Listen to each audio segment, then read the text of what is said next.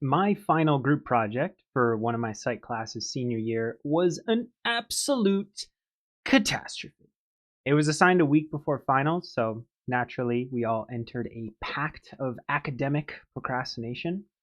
Finals came and went, and I was in full victory lap mode. I was writing more than ever, playing Disco Elysium, hanging out with friends before they scattered across the country. One day I was walking with a friend around BB Lake when I got a notification on my phone. The final writing assignment for one of my psych classes was due in 2 hours, and one of my group mates wanted me to write the last section. Of course, I received no warning that the project was due this early and had done literally zero preparation beforehand. To this day, I honestly have no idea how such an important deadline was completely amiss. But I sprinted back home and I opened up the Google Doc to a absolute massacre. I've been writing for 5 years, but what I opened my eyes to was a diabolical affront to my very soul. It was as if my group members had written in an alien language with no understanding of what anyone else was doing. Terms were thrown out like leftover lasagna, lacking definitional consistency within a group's assigned sections and between sections. And some words like someone looked like someone lost a fight with autocorrect. Honestly, I think every single rule of APA, of MLA, and common sense were broken in that writing. So I scurried to write my section within 3 hours, and somehow, spurt of caffeine, I managed to do it just in time. When I finally submitted it, I turned off my computer. I sat back, I looked at the ceiling, and I watched my writer's pride evaporate through the ceiling tiles.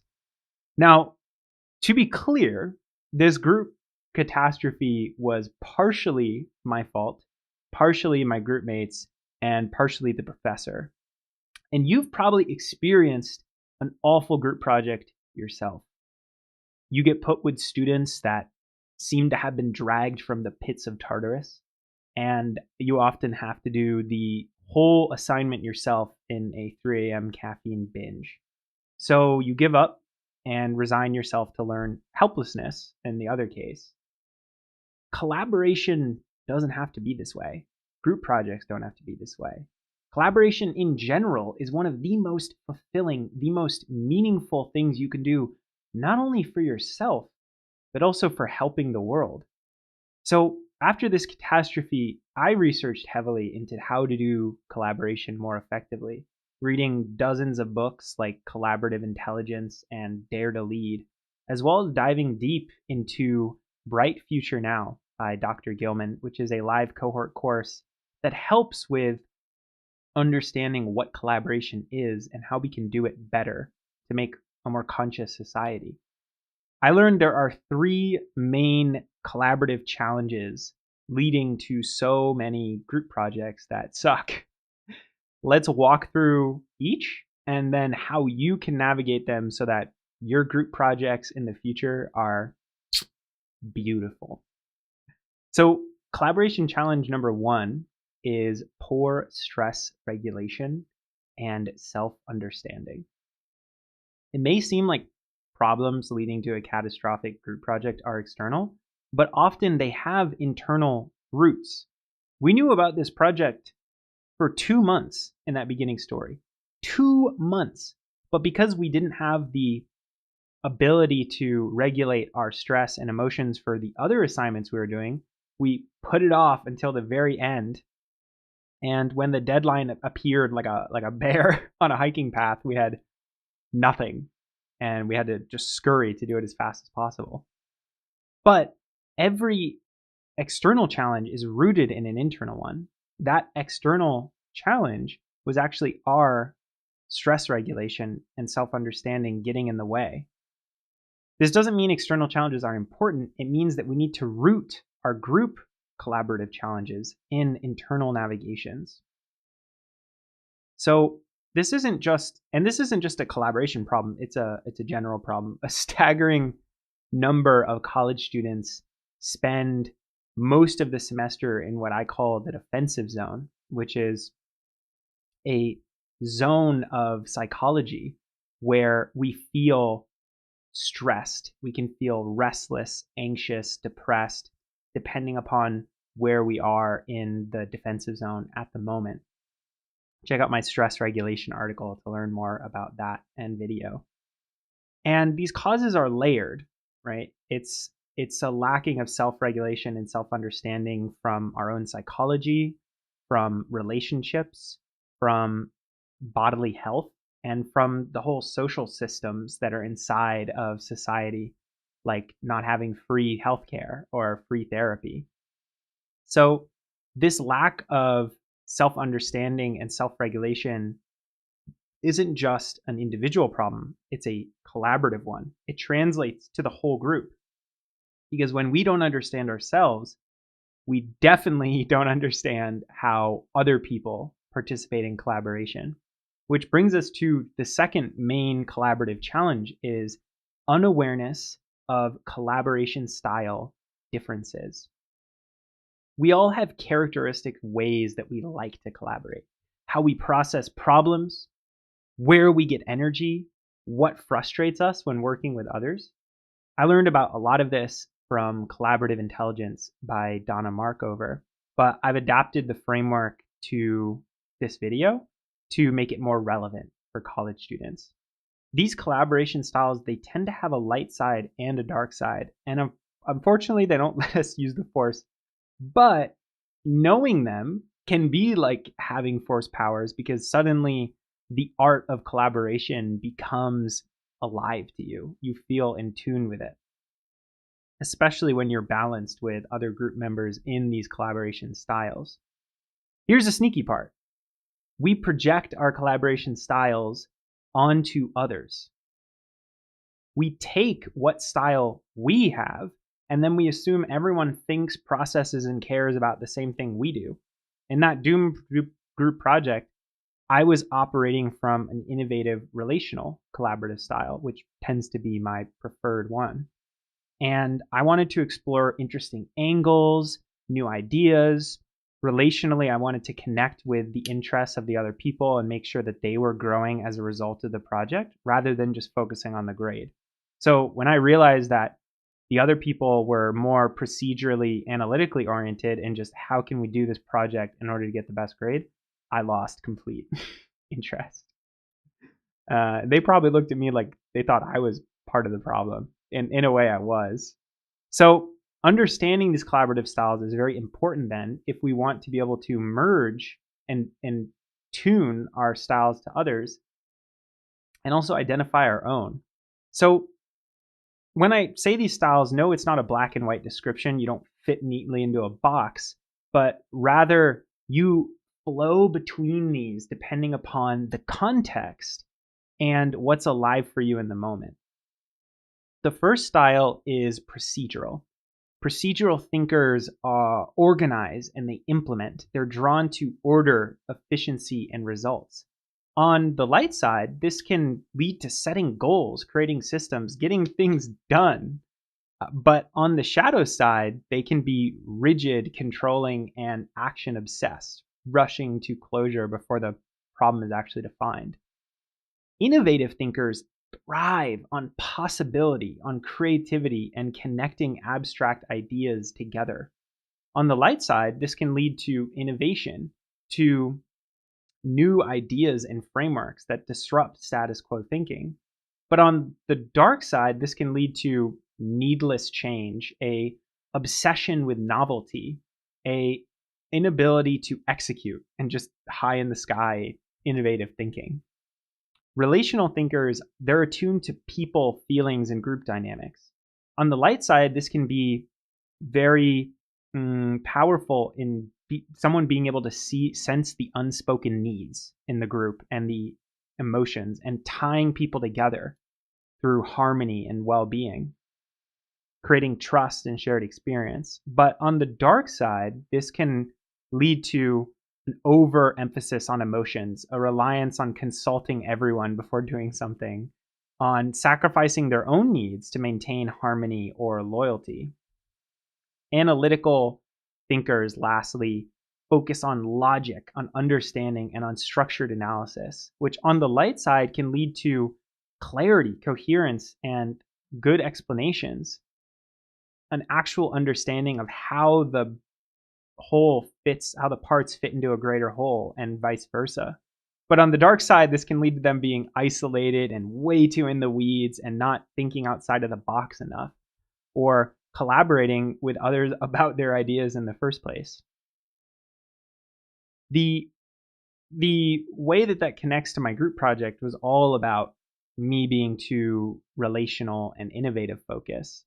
I projected that need on others, and I didn't see how that collaborative style might be hurting me inside of that moment. And another thing that I didn't think about is how people process information differently. Because a part of collaboration is how you relate to others in collaboration, so we just talked about. But another part is how we prefer processing information. This doesn't mean we naturally process one type better than the other. That's scientifically dubious, but it doesn't mean we prefer to process in certain ways. The 3 types discussed in the book are auditory, kinesthetic, and visual.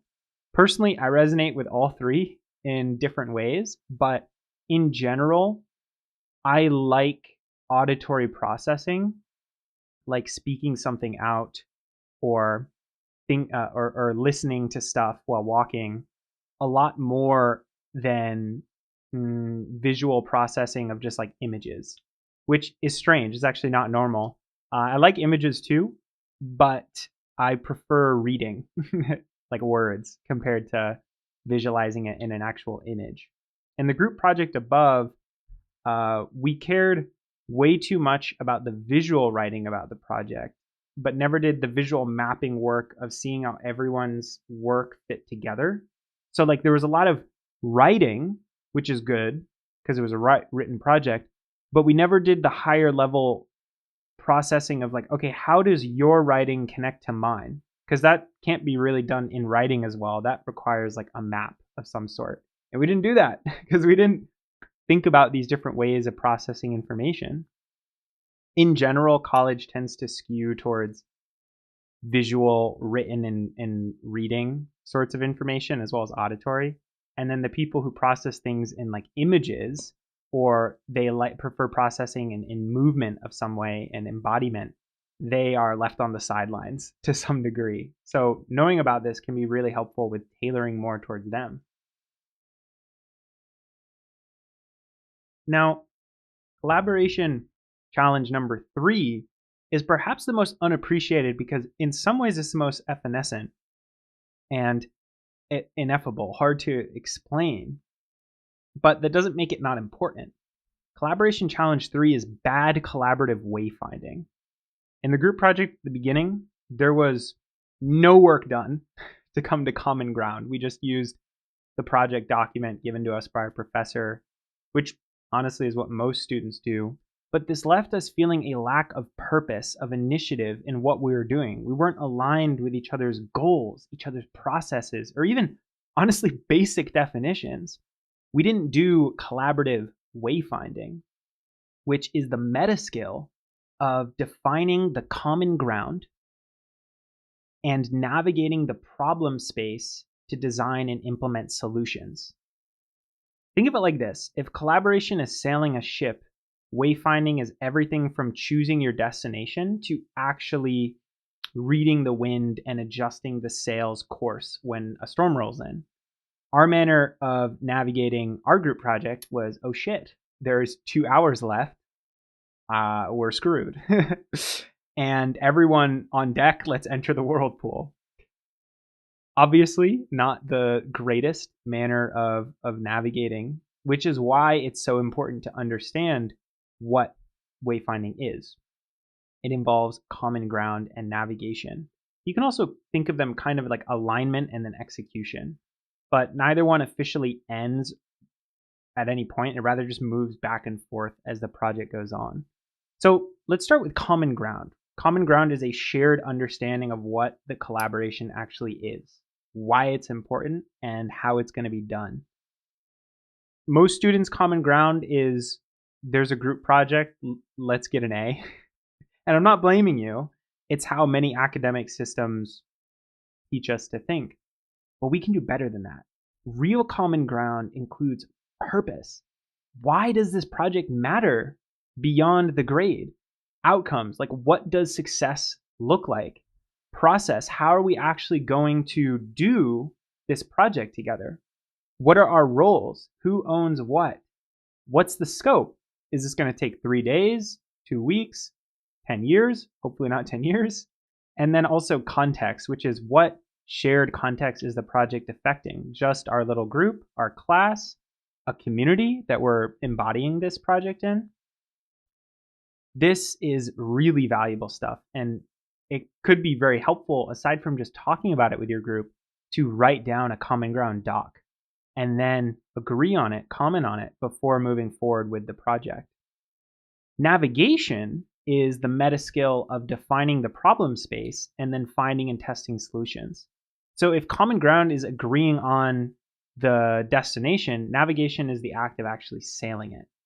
And if we don't have good stress regulation and self-understanding, then of course we're going to navigate poorly, which is why the first two challenges are so important. The beautiful thing about navigation is there's near infinite amount of ways to do it. You just need to find a pathway that is timely, is wise, is supported, and efficient. And most design thinking processes can help you do this by boiling down collaborative design into four different steps.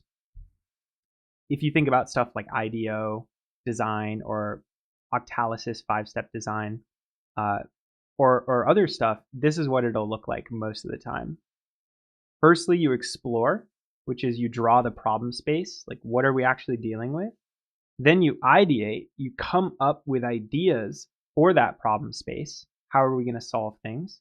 You execute, take action on those ideas, whether it be creation, conversation, or something else.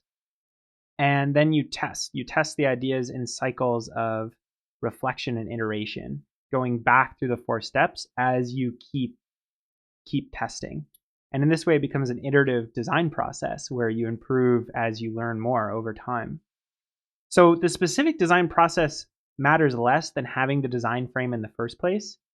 And this is the juice that I wish my group project had before beginning. We didn't have a design process. Our design process was, we're screwed, let's go.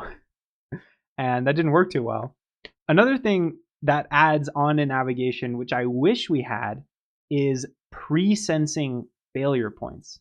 The strongest collaborators can actually sense when the collaboration might fail and then counter navigate that beforehand so that it doesn't happen. It's kind of like sensing a storm is coming in the direction you're going of the ship sailing and then purposely moving out of the way. So pre-sensing failure points works in 3 moves. Firstly, there's the intuiting, which is seeing something might lead to a failure state. Like, you notice your group is avoiding a conversation or working too hard on something, or someone's been quiet for 2 meetings. And then the second step is extrapolating. What's going to happen if that cascades? And is it going to cascade? The third step is responding. You do something about it now so it doesn't happen. And not sensing these failure points can lead to 3 common group outcomes that haunt projects. Like a bad grade is the obvious one. Another one is no learning, which is the one that often nobody talks about, but it happens more commonly than you think. And then also overwork, where you just end up doing way more than you need to because of poor timing. Luckily, though, the more you build your pre-sensing abilities, the better you'll be able to respond before they happen. And if you have a really good common ground and good navigation skills, it's even less likely that these failure points will even happen in the first place. This is where the beauty of collaboration really comes alive. It's not something to leave on the sidelines. It's a meta skill that improves literally every area of your life. And in the age of AI, collaboration skills are one of the biggest differentiators we have. Machines can write decent paragraphs. They can crunch data faster than any study group. But what they can't do is navigate the messy, emotionally, deeply human process of building something meaningful with other people. The collaboration skills that we've talked about, they're not just relevant for group projects, they're the same meta skills that organizations, that communities, that civilizations need. And the reason it's so hard in a group project is that nobody teaches it at any level. Imagine how different collaboration would look like if literally every student had good self-regulation, self-understanding, good collaboration style meta skills, and also good wayfinding collaboration skills. That would be insane. And there's one last part of this, one last aspect to that I'll leave you with as a token for watching this far, which is, why is collaboration really so hard? I mean, we've talked about the three things that are so missed, but there's one thing that I haven't really hinted at, which I'll just hint at now. And that is, among other things, I think it's because deep down, we're scared. We're scared of opening ourselves up profoundly to others, to really collaborate. I mean, really collaborate. We can't just understand ourselves. We must be willing to show that self to others, to make it vulnerable to change. Collaboration asks you to hold your own perspective loosely enough that someone else can reshape it. And that requires so much trust. That requires a nervous system willing to stay open. It requires the kind of self-knowledge that many of us are still building. Perhaps if I'd watched this video, then I would have not had such a catastrophic final group project. But I also wouldn't have been able to play as much Disco Elysium as well. The good news is you got to watch it, and now you can build all three of those skills you mentioned, and perhaps even one day be so vulnerable that you can truly let yourself be touched in a collaborative effort. Not just work on building something great, but building yourself and the other people in the project in the process. That's it. If you like this video, you should check out my free college freshman cosmic journaling kit. It's a gamified journaling system that will help you build a lot of these collaborative skills by journaling through over 1,000 journaling questions in just 15 minutes a day. You can check that out in the description below. As always, I hope you have a fantastic, phenomenal, splentastic rest of your day. Eat some peanut butter, and goodbye.